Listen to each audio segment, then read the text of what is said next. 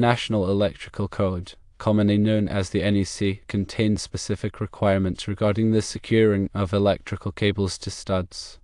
The NEC mandates that each electrical cable must be secured by its own staple or other approved means. This requirement aims to ensure that the cables are adequately supported and protected from potential damage. While a sufficiently large fastener might seem capable of handling multiple cables, it is generally not recommended and does not align with the NEC stipulations.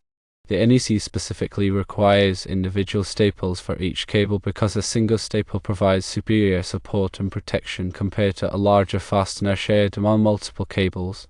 Firstly, consider the mechanical support. Each cable needs to be independently supported to prevent strain on the connections and to maintain proper spacing, reducing the risk of overheating or electrical faults. Secondly, individual staples ensure that each cable is held firmly in place, minimizing movement that could lead to abrasion or damage to the insulation. Thirdly, using separate staples allows for easier inspection and maintenance. It is simpler to identify and address issues with individual cables when they are not bundled together. Fourthly, individual staples reduce the risk of the cables chafing against each other, which can degrade the insulation over time and create a safety hazard. Fifthly, the specific requirement helps to maintain the integrity of the electrical system by ensuring that each component is properly installed and supported. In addition to the individual stapling rule, the NEC also specifies the distance at which cables must be stapled from the edge of a stud. Cables should be stapled no closer than 1 1/4 inches from the edge of a stud. This requirement is in place to prevent damage to the cables from nails or screws driven into the stud during construction or renovation. Firstly, maintaining a safe distance from the edge of the stud reduces the likelihood of accidentally puncturing the cable with a nail or screw. Secondly, this spacing helps to protect the cable from physical damage that could compromise its insulation and create a safety hazard. Thirdly, it ensures that the cables are not pinched or compressed by the stud, which could lead to overheating or electrical faults. Fourthly, the 1 1/4 inch rule provides a buffer zone that allows for some flexibility in the placement of nails and screws, minimizing the risk of accidental contact with the cables. Fifthly, this regulation promotes safer construction practices by ensuring that electrical cables are installed in a manner that reduces the risk of damage and electrical hazards. Now let's delve deeper into the NEC reasoning behind these regulations. The NEC is designed to safeguard people and property from hazards arising from the use of electricity. These rules are not arbitrary, but rather based on years of experience, research, and analysis of electrical incidents. The purpose of these rules is to provide a standardized set of guidelines that ensure electrical systems are installed and maintained in a safe and reliable manner. Let's consider the potential consequences of violating these regulations. Using a single, oversized fastener to secure multiple cables can lead to several problems. Firstly, it can create excessive stress on the fastener, causing it to fail over time. Secondly, it can damage the cables themselves, compromising their insulation and increasing the risk of short circuits. Thirdly, it can make it difficult to trace and troubleshoot electrical problems. Fourthly, it can violate local electrical codes, resulting in fines or other penalties. Fifthly, and most importantly, it can create a safety hazard that puts people and property at risk. When cables are not properly supported, they can sag or droop, putting strain on the connections and increasing the risk of disconnections. This can lead to power outages, equipment malfunction, or even electrical fires. The chafing of multiple cables against each other is also a major concern.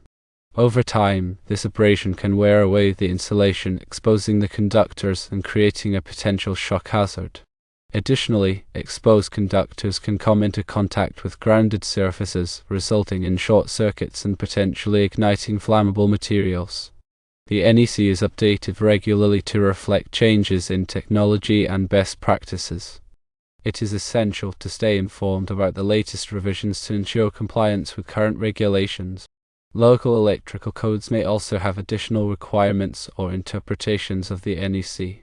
It is always a good idea to consult with a licensed electrician or electrical inspector to ensure that your electrical work meets all applicable codes and standards.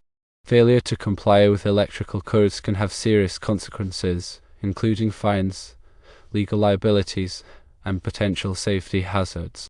It is always best to err on the side of caution and follow the NEC guidelines when installing or maintaining electrical systems.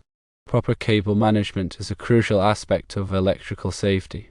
Keeping cables neat, organized, and properly supported not only enhances the appearance of the installation, but also improves its safety and reliability. Firstly, organized cables make it easier to identify and troubleshoot electrical problems. Secondly, they reduce the risk of accidental damage during maintenance or renovations. Thirdly, they prevent the cables from becoming tangled or snagged on other objects. Fourthly, neat cable management creates a more professional and aesthetically pleasing appearance. Fifthly, and most importantly, it contributes to a safer and more reliable electrical system. The use of appropriate fasteners is also critical. Staples, cable ties, and other approved means of support should be selected based on the size and type of cable being installed. The fasteners should be properly installed to ensure that the cables are securely held in place without being damaged.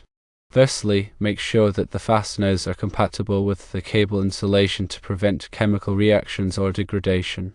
Secondly, avoid over-tightening the fasteners, which can crush the cable and compromise its insulation. Thirdly, use appropriate tools for installing the fasteners to ensure a secure and reliable connection. Fourthly, inspect the fasteners regularly for signs of wear or damage, and replace them as needed. Fifthly, follow the manufacturer's instructions for installing and using the fasteners. Grounding is another essential aspect of electrical safety. All electrical equipment and wiring should be properly grounded to provide a path for fault current to flow back to the source, tripping a circuit breaker or fuse and preventing electrical shock.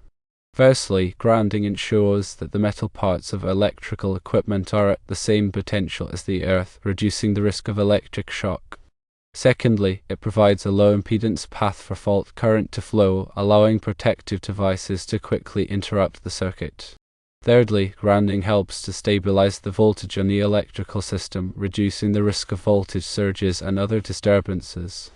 Fourthly, proper grounding can also help to reduce electromagnetic interference (EMI) and improve the performance of sensitive electronic equipment. Fifthly, grounding is required by the NEC and other electrical codes to ensure the safety of electrical systems. Overcurrent protection devices, such as circuit breakers and fuses, are designed to protect electrical circuits from overloads and short circuits. These devices interrupt the flow of current when it exceeds a safe level, preventing damage to equipment and reducing the risk of electrical fires. Firstly, circuit breakers and fuses should be properly sized to match the ampacity of the circuit they are protecting. Secondly, they should be regularly tested to ensure that they are functioning correctly. Thirdly, they should be replaced if they are damaged or have tripped repeatedly. Fourthly, the proper selection and installation of overcurrent protection devices are critical for electrical safety. Fifthly, it is important to understand the different types of overcurrent protection devices and their characteristics to ensure that they are appropriate for the application. Working with electricity can be dangerous, and it is always best to hire a qualified electrician to perform electrical work. A licensed electrician has the knowledge, skills, and experience to ensure that electrical systems are installed and maintained safely and in compliance with all applicable codes and standards. Firstly, a licensed electrician can properly assess the electrical needs of your home or business. Secondly, they can design and install electrical systems that meet those needs safely and efficiently. Thirdly, they can troubleshoot and repair electrical problems quickly and effectively. Fourthly, they can ensure that your electrical work is up to code and meets all safety requirements. Fifthly, hiring a licensed electrician can give you peace of mind knowing that your electrical system is in good hands. In summary, the NEC requirement for individual staples for each electrical cable is a critical safety measure. It ensures proper support, reduces the risk of damage, and facilitates easier maintenance. Coupled with the 1 1/4 inch rule for staple placement, these regulations significantly contribute to the overall safety and reliability of electrical systems. Always consult the latest version of the NEC and local electrical codes, and consider hiring a qualified electrician for any electrical work to ensure compliance and safety. Remember that electrical safety is paramount, and adherence to these regulations is essential for protecting people and property.